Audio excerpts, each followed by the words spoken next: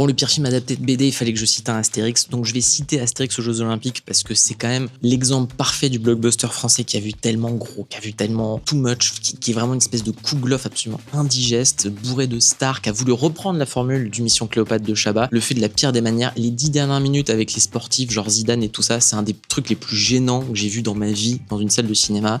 Par pitié, tuez-moi. Arrête de me casser les pyramides. Le pire film adapté d'une bande dessinée, il y a du choix. J'ai envie de citer Adèle Blanc-Sec parce que c'est cruel de faire ça à l'œuvre de Tardy, qui, avec son héroïne d'Adèle, avait su créer un personnage féminin extrêmement fort et mystérieux à la fois, dans un univers très beau, très poétique, avec des couleurs extrêmement personnelles et singulières. Bref, autant de qualités auxquelles le film ne fait que des insultes. Tout à fait.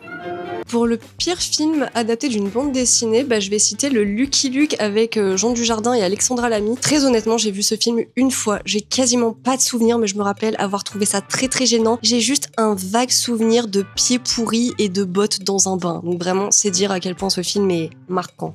Tu vas continuer longtemps encore? Comme ça, reprends la cloche. Je fais ce que je veux. Un film adapté de BD que j'ai trouvé absolument horrible, c'est l'adaptation de Gaston Lagaffe. Alors il faut savoir que j'aime beaucoup Gaston Lagaffe. C'est pas uniquement pour ça que ça m'a énervé, mais le problème c'est que le film n'est juste jamais drôle et surtout il résume la BD à une suite de gimmicks à la con et c'est horrible en fait, horrible. C'est une adaptation de BD qui est pas aimée, mais en fait je la trouve assez passionnante. C'est Immortal Ad Vitam, adapté par Enki Bilal de la trilogie Nicopole. Alors c'est un projet monstrueux pour un résultat qui est assez bancal, qui a été très critiqué, qui n'a pas vraiment marché à l'époque, mais en fait quand on connaît la BD, quand on connaît Enki Bilal, c'est quand même un projet qui est fascinant, qui est visuellement assez fou, qui est complètement original.